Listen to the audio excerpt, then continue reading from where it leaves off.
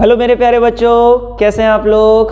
बच्चे, जैसे कि आपको मालूम है क्लास 10 सीबीएसई बोर्ड ने अपने 2021 में होने वाले सभी सब्जेक्ट्स के एग्जाम्स का सिलेबस लगभग 30% से रिड्यूस कर दिया है।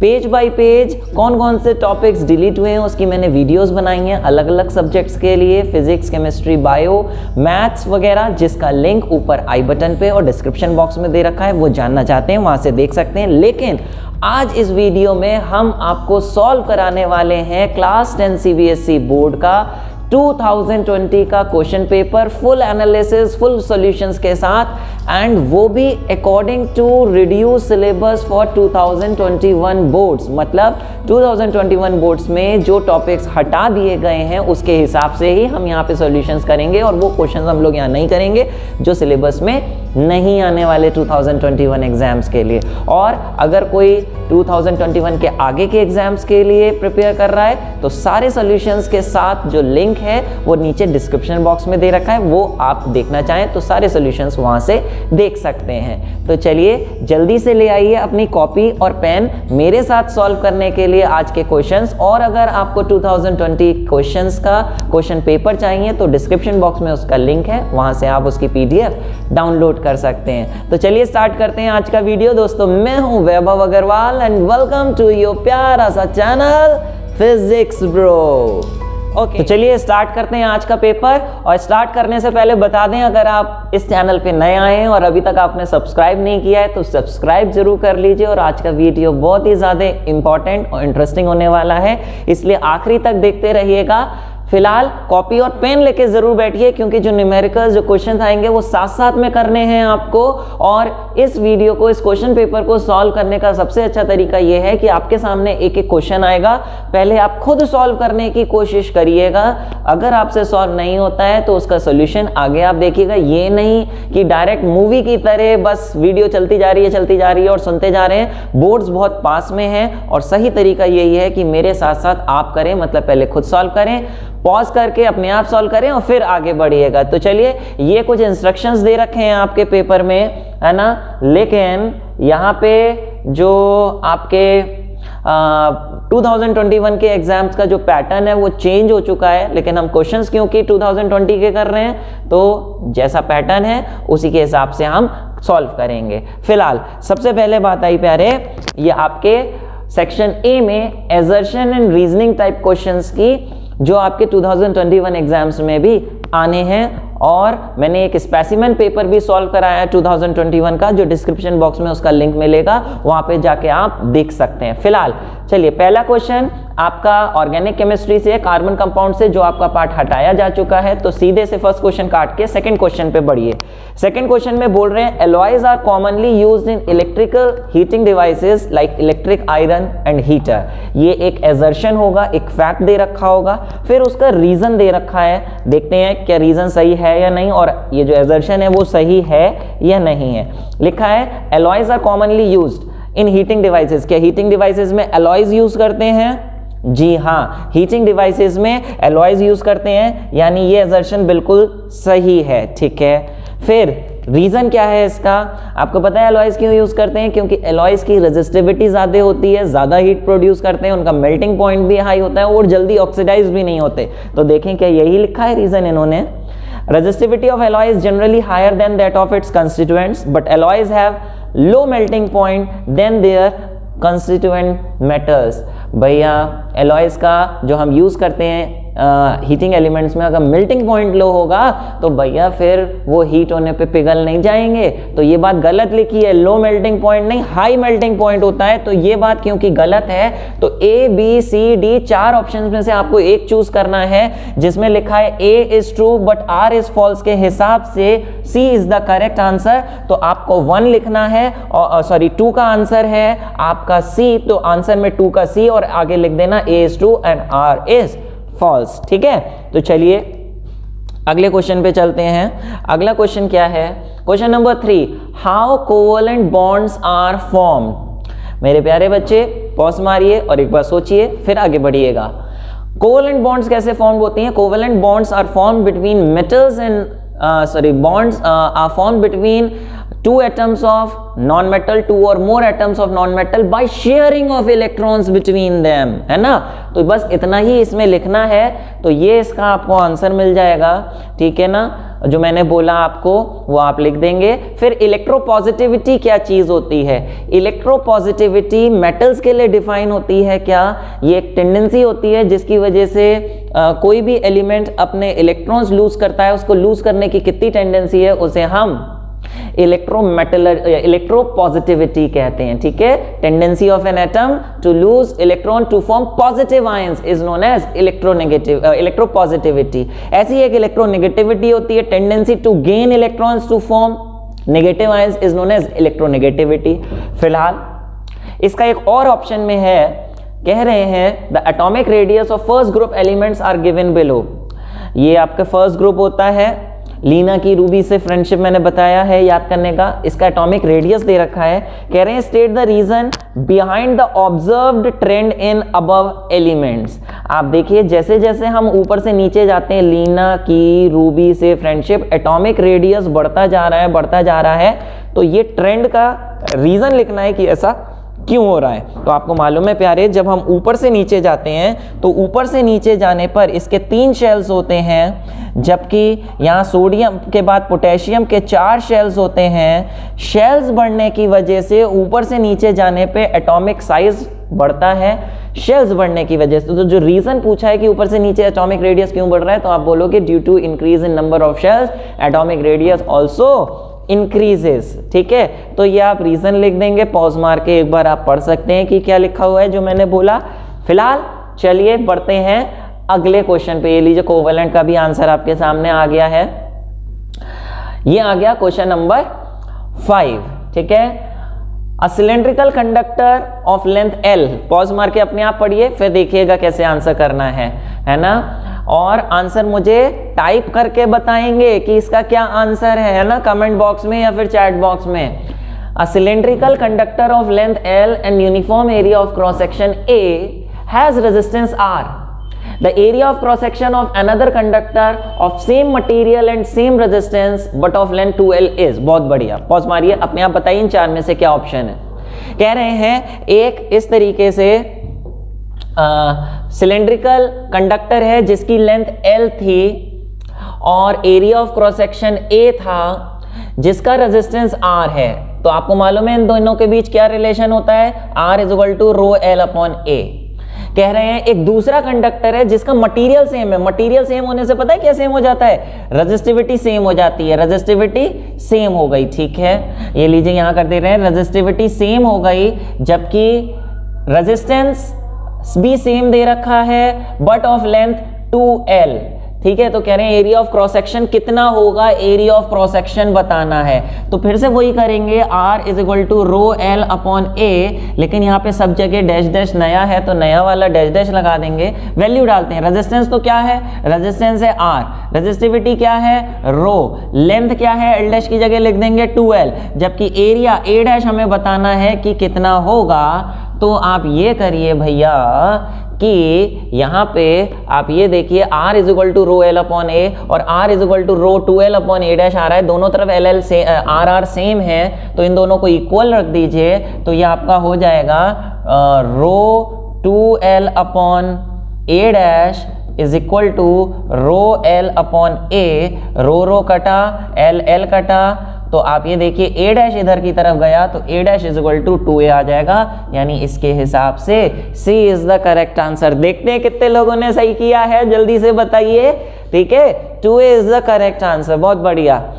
चलिए अगले क्वेश्चन पे आ जाइए, पॉज मारिए, अपने आप करिए और फिर बताइए इसका आंसर क्या आ रहा है। Maximum resistance which can be made using 4 resistance of each of resistance 1/2 is, ठीक है।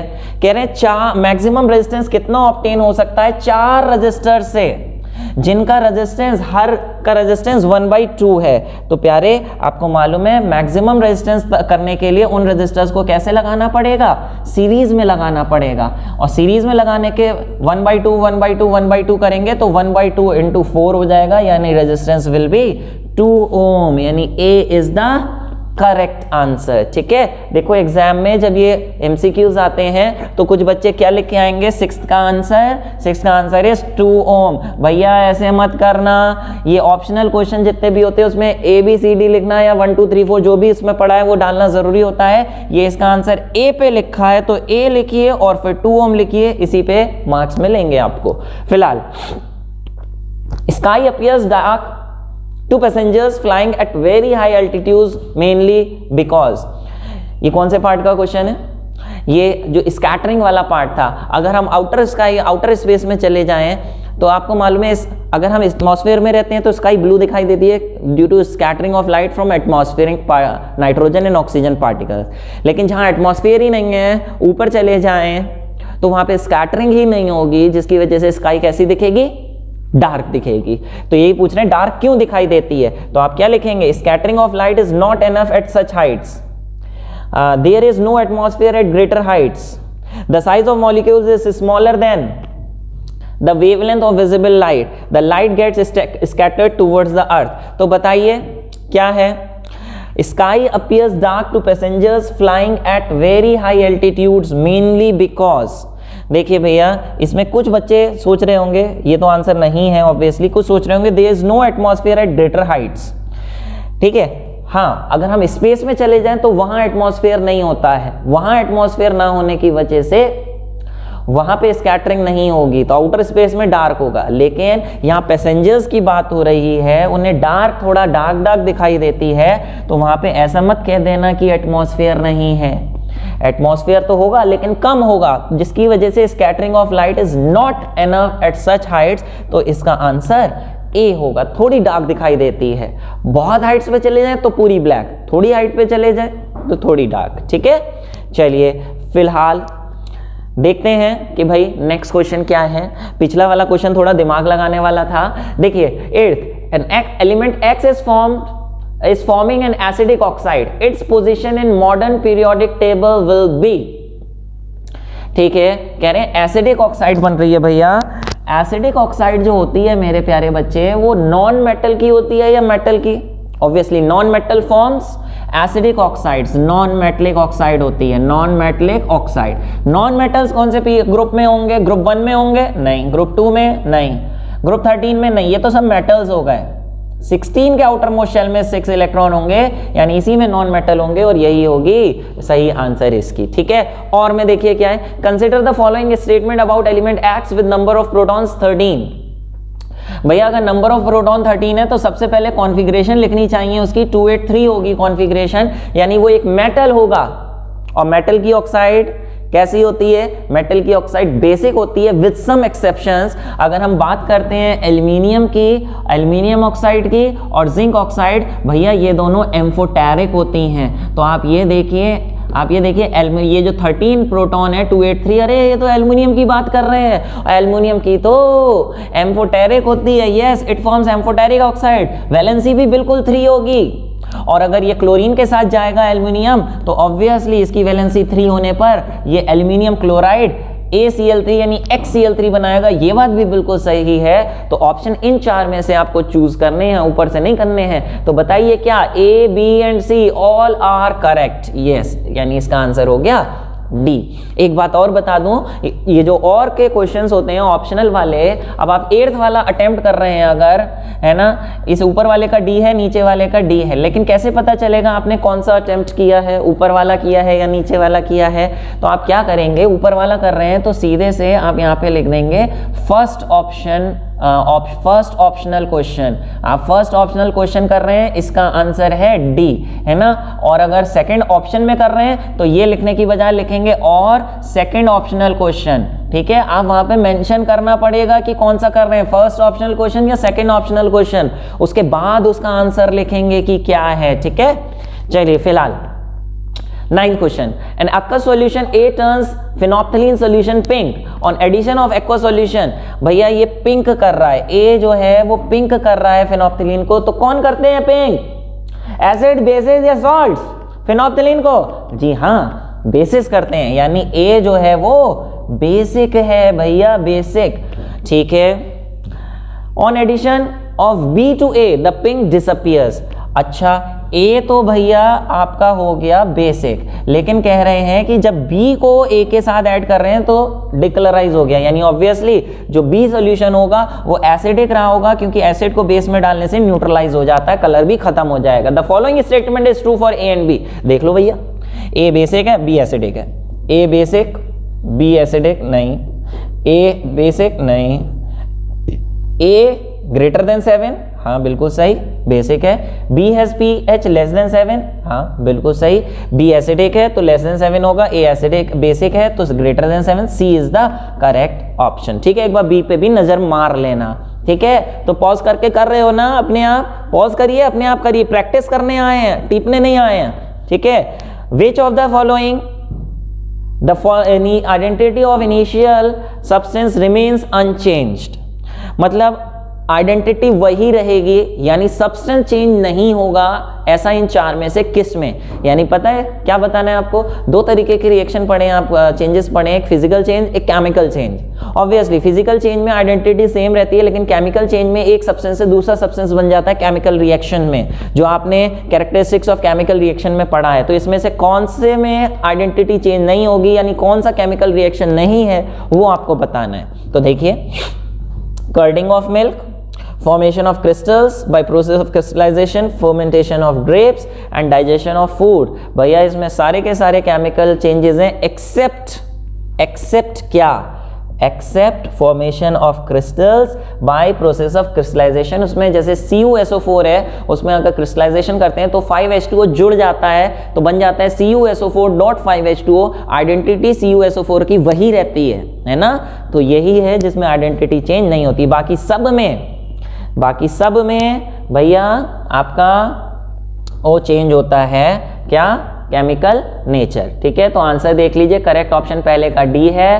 ठीक है, और का भी डी है, और इसका सी बता दिया, और इसका आपका बी हो गया। ठीक है, चलिए नेक्स्ट, ये 11th और 12th क्वेश्चन है, ये बायो से रिलेटेड क्वेश्चंस हैं, है ना, इकोलॉजी वगैरह, ये अभी आपके सिलेबस में नहीं है। तो आगे बढ़ते हैं, इसके आंसर्स दे रखे हैं। अगर किसी को सारे करने हैं, पूरा सिलेबस का अगर वो कर रहा है 2021 के बाद के एग्जाम्स के लिए, तो आंसर मैंने यहाँ दे रखे हैं, वो यहाँ से कर सकते हैं। ठीक है, चलिए फिलहाल ये कट है, आपका ऑप्शन का भी आंसर दे रखा है। क्वेश्चन नंबर 13 ये भी कट है आपका, ये भी मैनेजमेंट ऑफ नेचुरल रिसोर्सेज वगैरह टाइप है बायो में, ये कट है। तो चलिए फिलहाल आगे बढ़ते हैं, ये भी कट है, इसका आंसर दे रखा है। नेक्स्ट, ये पूरा कट है। ठीक है, एक ही क्वेश्चन है। ठीक है भैया, तो ये देखिए इस तरीके से आपका हो जाता है सेक्शन ए कंप्लीट। ओके, अभी हम सेक्शन बी पे आ जाते हैं। सेक्शन ए में एमसीक्यूज यहाँ पे दे रखे थे, बहुत आसान होते हैं, लेकिन टाइम लगता है ज़्यादा, क्योंकि दिमाग लगा के सोचना पड़ता है, ऐसे नहीं अक्कड़ बक्कड़ करनी है, तो उसको ध्यान से करना प्यारे। चलिए, तो मेरे प्यारे बच्चे, ये जो सेक्शन बी अभी आ रहा है, ये सेक्शन बी हम करेंगे अगली वीडियो में। अभी सिर्फ सेक्शन ए के क्वेश्चन थे। कैसा मज़ा आया कि नहीं आया ये करने में, मुझे कमेंट बॉक्स में टाइप करके बताइए। और सेक्शन बी का अगर आप इंतज़ार कर रहे हैं तो वो भी बहुत जल्दी आएगा, जिसका लिंक नीचे डिस्क्रिप्शन बॉक्स में दे रखा है, या फिर ऊपर आई बटन पे क्लिक करके आप डायरेक्ट सेक्शन बी के वीडियो पे भी जा सकते हैं। और अभी तक अगर लाइक नहीं किए हो प्यारे इस वीडियो को, तो बेटा लाइक ज़रूर कर दीजिए। बहुत मेहनत लगती है वीडियोस बनाने में, इस तरीके की स्लाइड्स बनाने में, चेक करने में कौन सा क्वेश्चन है कौन सा नहीं है, तो भैया इस मेहनत के लिए एक लाइक तो बनता है। और शेयर नहीं किए हो तो भैया शेयर ज़रूर करो अपने फ्रेंड्स से, ताकि आपके फ्रेंड्स का भी फ़ायदा हो और कहीं ना कहीं आप हमें भी इस तरीके से सपोर्ट कर पाएंगे। तो चलिए प्यारे, मेहनत करते रहिए, एग्ज़ाम्स बहुत पास में हैं और अभी सिर्फ कुछ 15-20 मिनट ही हुए हैं, अभी आप कर सकते हैं आगे का। तो ऊपर वाले आई बटन पे क्लिक करके सेक्शन बी पे भी जल्दी से जंप कर जाइए। फिलहाल मिलेंगे हम लोग अगले लेक्चर में, तब तक के लिए मेहनत करते रहिए। Stay happy, stay healthy, stay blessed, and मेरी तरफ से आपको आपके एग्जाम्स के लिए ऑल द बेस्ट।